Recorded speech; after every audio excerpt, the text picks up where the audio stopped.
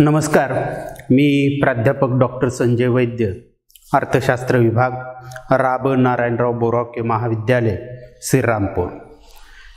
MA भाग 2 अर्थशास्त्र semester 3 यासाठीच्या संशोधन पद्धती हा जो पेपर आहे त्या पेपरमध्ये तथ्याचे विश्लेषण आणि तथ्याचे संकलन आणि विश्लेषण हा 3rd युनिट आहे. त्या 3rd युनिटमध्ये आपण प्राथमिक तथ्य संकलनाच्या वेगवेगळ्या पद्धती पाहत आहोत. त्यामध्ये निरीक्षण, त्यानंतर मुलाखत हे पाहिल्यानंतर प्राथमिक तथ्य संकलन करण्याची प्रत्यक्ष पद्धती म्हणून आपण अनुसूचीचा मागच्या व्हिडिओमध्ये अभ्यास केला. अनुसूचीचा अर्थ, अनुसूचीच्या वैशिष्ट्य, अनुसूचीचे व्याख्या, अनुसूचीचे उद्दिष्ट पाहिले. आताच्या या व्हिडिओ लेक्चरमध्ये आपण अनुसूचीचे प्रकार पाहणार आहोत. Types of schedule. विद्यापीठाच्या परीक्षेमध्ये अनुसूचीचे प्रकार सांगा किंवा अनुसूचीचा अर्थ सांगून अनुसूचीचे प्रकार सांगा असा प्रश्न आपल्याला विचारला जातो. तर अभ्यास संशोधन समस्येचं स्वरूप, तथ्याचं स्रोत, तथ्याची आवश्यकता हे विचारात घेऊन, उद्दिष्ट विचारात घेऊन अनुसूचीचे प्रकार पाडले जातात आणि ते प्रकार आपण या ठिकाणी विचारात घेणार आहोत. तर पहिला प्रकार म्हणजे वेगवेगळ्या अर्थतज्ञांनी वेगवेगळे, विचारवंतांनी वेगवेगळे प्रकार सांगितलेत, परंतु त्यामध्ये जरी वेगवेगळे सांगितले तर ढोबळमानानं आपण त्यांच्या प्रकाराची यादी केलेली आहे आणि या ठिकाणी हे 7 प्रकार अनुसूचीचे प्रकार.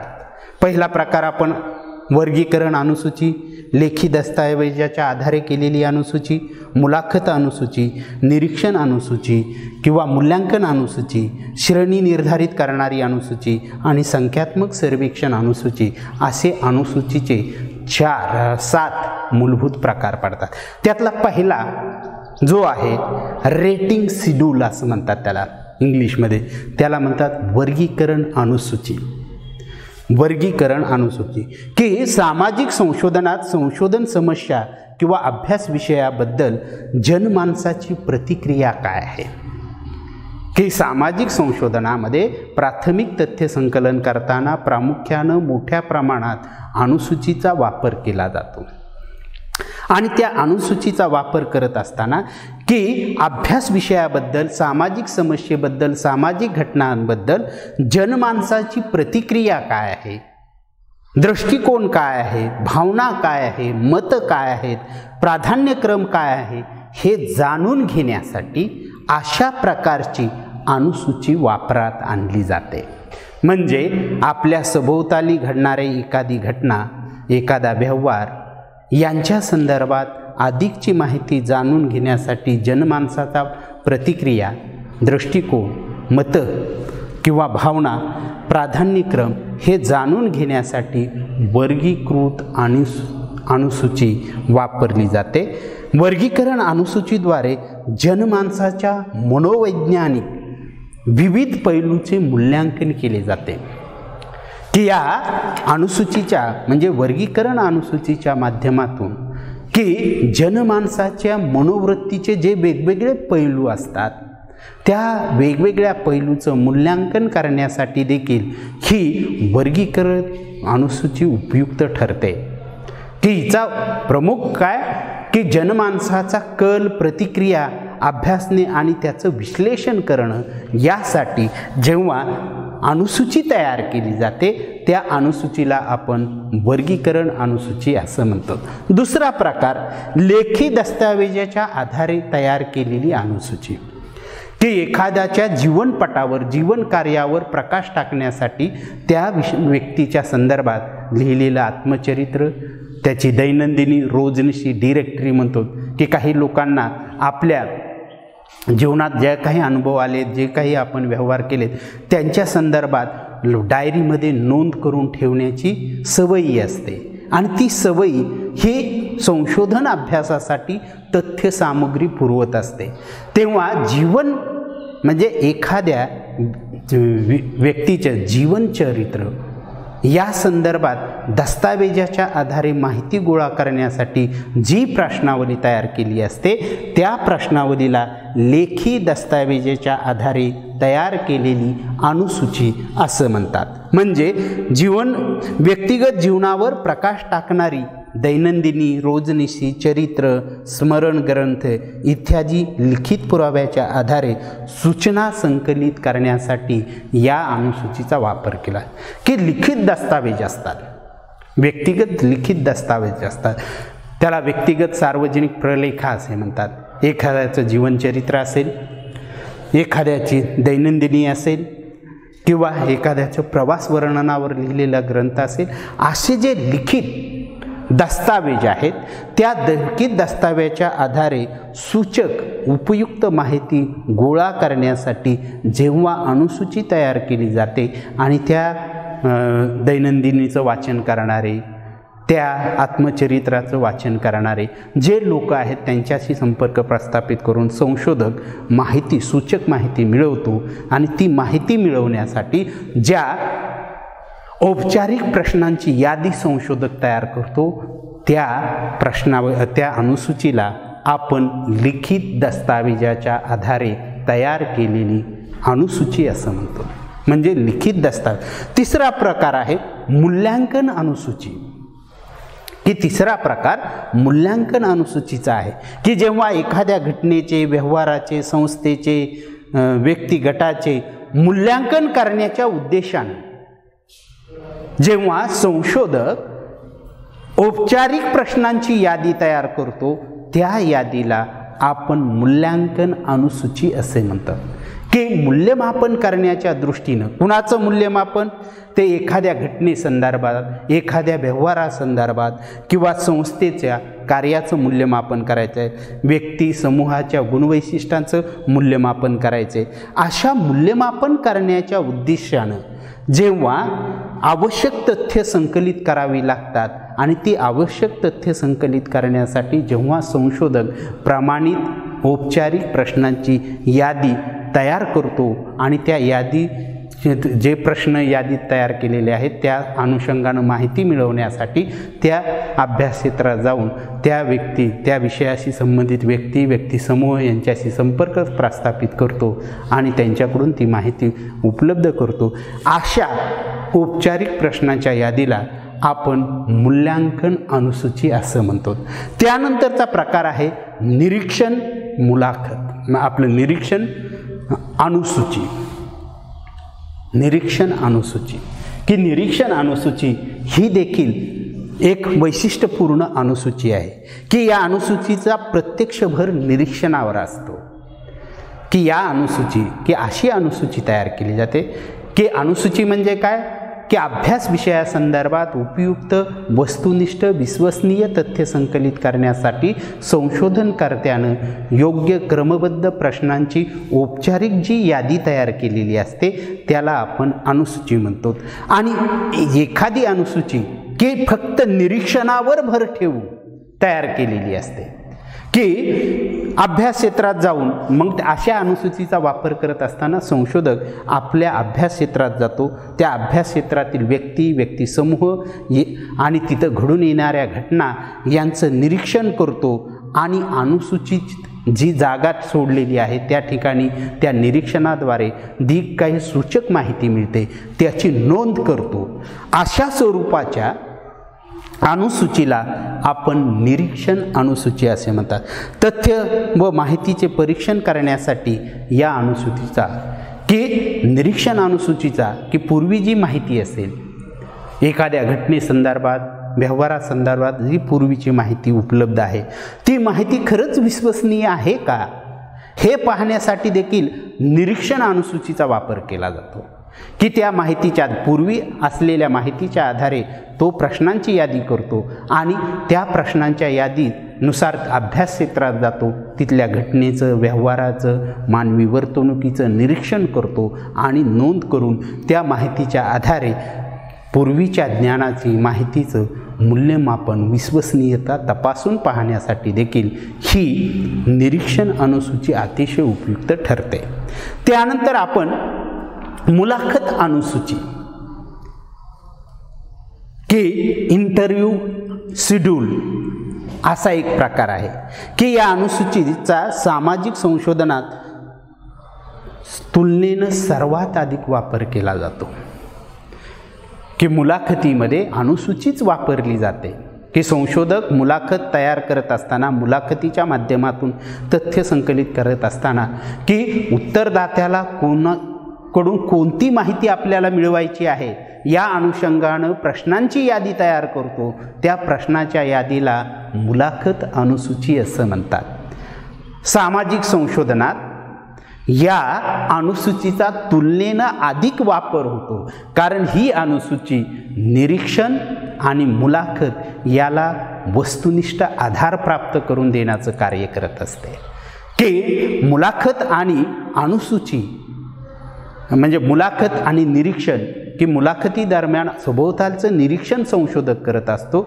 आणि त्याच्याकडे जी अनुसूचित प्रश्न असतात त्या अनुषंगानं जी सूचक माहिती त्याला प्राप्त होत असते त्याची नोंद विश्वसनीयरित्या लिखित स्वरूपात अनुसूचित करत असल्यामुळं विश्वसनीयतेचा आधार मुलाखतीला आणि निरीक्षणाला प्राप्त करून देण्याच्या दृष्टीनं निरीक्षण आपलं मुलाखत अनुसूची अतिशय उपयुक्त असते। सामाजिक संशोधनात प्रामुख्यानं अनुसूचीचा वापर करत असताना मुलाखत अनुसूचीचा वापर केला जातो, की पूर्वनियोजित प्रश्नांची यादी तयार करून उत्तरदाता मुलाखतदाराला प्रश्न विचारत असतो आणि त्यांनी जी माहिती पुरवली ती माहिती प्रश्नाच्या खाली नोंदवत असतो। म्हणून ही मुलाखत अनुसूची पूरक माहिती मिळवण्याच्या दृष्टीनं देखील आवश्यक आहे। त्याचबरोबर अनावश्यक माहिती टाळण्यासाठी देखील मुलाखत अनुसूची उपयुक्त ठरते।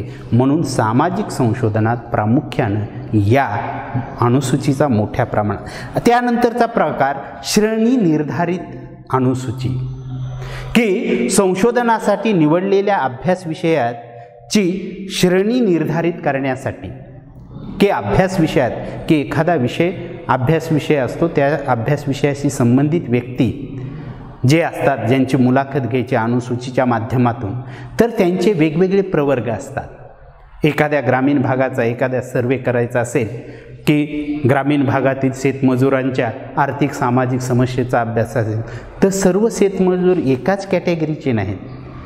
काही शेतमजूर काय की त्यांच्याकडे शेती नाही असेही आहेत, ज्यांच्याकडे काहीकडे शेती आहे असेही आहेत, ज्यांचं काहीचं उत्पन्न कमी जास्त आहेत असेही आहेत। तर त्यांची श्रेणी निर्धारित करण्यासाठी जेव्हा अनुसूची वापरली जाते तेव्हा त्याला आपण श्रेणी अनुसूची असं म्हणतात। आणि पुढची जो प्रकार आहे संख्यात्मक सर्वेक्षण अनुसूची, की एखाद्या संस्थेचं स्वरूप, एखादी संस्था असेल तिचे कार्य, त्याच्या कार्यात येणाऱ्या अडचणी समस्या यासंबंधी माहिती गोळा करण्यासाठी जेव्हा औपचारिक प्रश्नांची यादी तयार केली जाते त्याला आपण संख्यात्मक सर्वेक्षण अनुसूची असे म्हणतात। म्हणजे सांगायचं की सामाजिक संशोधनासाठी तथ्यसामग्री गोळा करण्याच्या हेतूने लुडनबर्ग यांनी अनुसूचीचे जे प्रकार सांगितलेले आहेत ते पुढील प्रमाणे, त्यांचं काय विश्लेषण हेच आहेत, पण की त्यामध्ये व्यक्तिगत तथ्य संकलन किंवा व्यक्तिगत तथ्य लेखनबद्ध करण्याची अनुसूची, की व्यक्तिगत म्हणजे पर्सनल माहिती जाणून घेण्यासाठी जेव्हा औपचारिक प्रश्नांची यादी लिखित स्वरूपात केली जाते आणि त्या यादीच्या माध्यमातून माहिती गोळा केली जाते त्या अनुसूचीला व्यक्तिगत तथ्य लेखनबद्ध करण्याची अनुसूची असं म्हणतात। तर दुसरा प्रकार लुडनबर्गनं सांगितला दृष्टिकोन आणि मते दर्शविणारी अनुसूची, की अभ्यास विषयासंबंधी व्यक्ती व व्यक्ती समूहाच्या दृष्टिकोन मते जाणून घेण्याच्या दृष्टीने जेव्हा एक क्रमबद्ध प्रश्नांची यादी तयार केली जाते त्या यादीला आपण दृष्टिकोन व मते दर्शविणारी अनुसूची म्हणतो। आणि शेवटचा त्यांनी प्रकार सांगितला आहे सामाजिक संघटना आणि संस्था यांच्या कार्याची स्थिती आणि त्यांच्या कार्याचं मूल्यमापन करण्यासाठी जेव्हा क्रमबद्ध प्रश्नांची यादी तयार केली जाते त्याला तो एक प्रकार असा म्हटलेला आहे की कार्याचं मूल्यमापन करणं। की असे अनुसूचीचे विविध प्रकार आहेत, परंतु ढोबळमानानं अनुसूचीच्या वापरानुसार उद्देशानुसार हे अनुसूचीचे 7 प्रमुख प्रकार आपल्याला विचारात घ्यावे लागले. आता यानंतर अनुसूचीचे गुण किंवा फायदे, ॲडव्हेंटेज आणि ऑर मेरिट ऑफ शेड्यूल असा प्रश्न तुम्हाला परीक्षेमध्ये विचारला जातो की अनुसूचीचे प्रकार सांगून अनुसूचीचे गुण आणि दोष सांगा, असा कसाही प्रश्न आपल्याला विचारला जातो. वेगवेगळ्या स्वरूपात त्याच विषयावर वेगवेगळ्या स्वरूपाचे प्रश्न विचारले जातात. तर आता सर्वसामान्य की अनुसूची हा प्राथमिक तथ्य संकलन करण्यासाठी वापरलेली एक पद्धती आहे. तिचे अर्थ वैशिष्ट्य हे पाहिल्यानंतर आपल्याला तिचे काही गुणही दिसून येतात.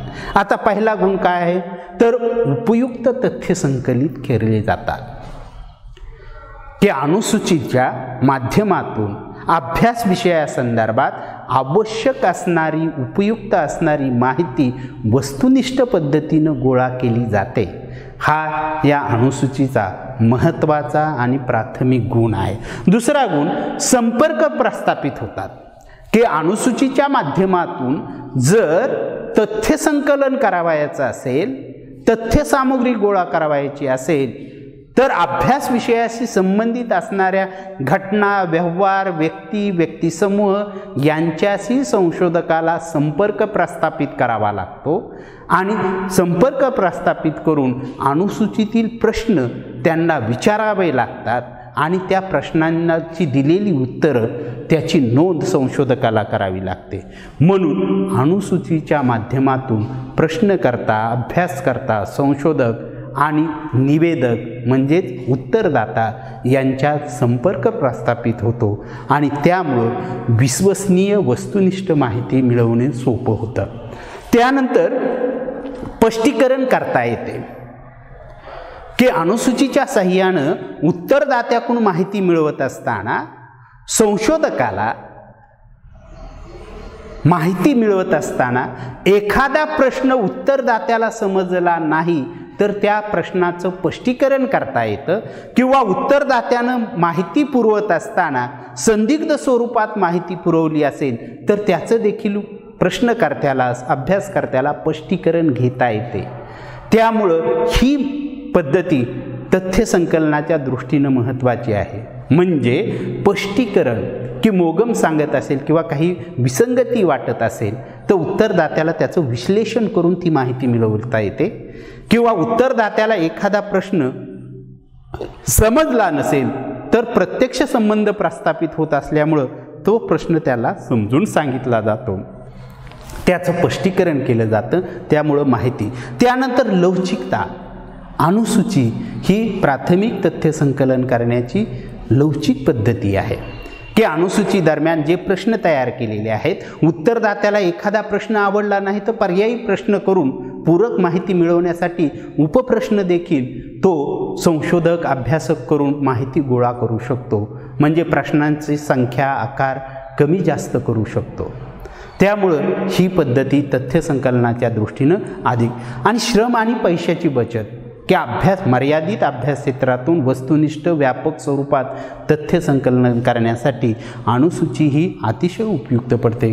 कारण प्रश्नावलीच्या तुलनेत किंवा इतर पद्धतीच्या तुलनेत श्रम आणि पैशाची बचत यामध्ये होते.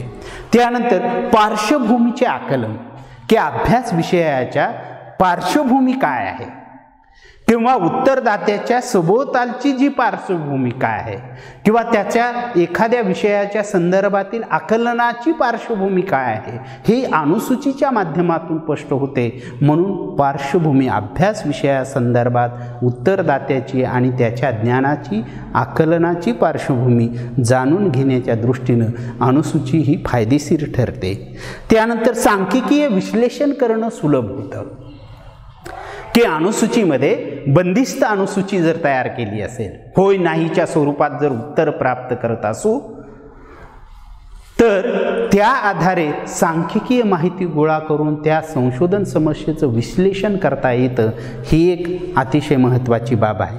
आणि अध्ययन कार्य सोपं होते. अनुसूचीच्या माध्यमातून अभ्यास विषयाच्या संदर्भात अधिक चांगली, विश्वसनीय, सुलभ अशी माहिती मिळते आणि त्याचं तुलनात्मक विश्लेषण करून ते अभ्यास करणं शक्य होतं. आता अनुसूचीचे दोष की प्रत्यक्ष संपर्कात अडचणी की अनुसूचीच्या साहाय्यानं माहिती गोळा करत असताना अभ्यास क्षेत्रातील संबंधित व्यक्तिसमूह यांच्याशी प्रत्यक्ष संबंध प्रस्थापित करावे लागतात आणि हे संबंध प्रस्थापित करत असताना अनेक अडचणी येतात की उत्तरदाता माहिती पुरवण्याचा उत्सुक नसतो, वेळ नसतो, हे नसतो. संशोधकाला त्याच्याशी अनेक वेळा संपर्क प्रस्थापित करण्याचा प्रयत्न करावा लागतो.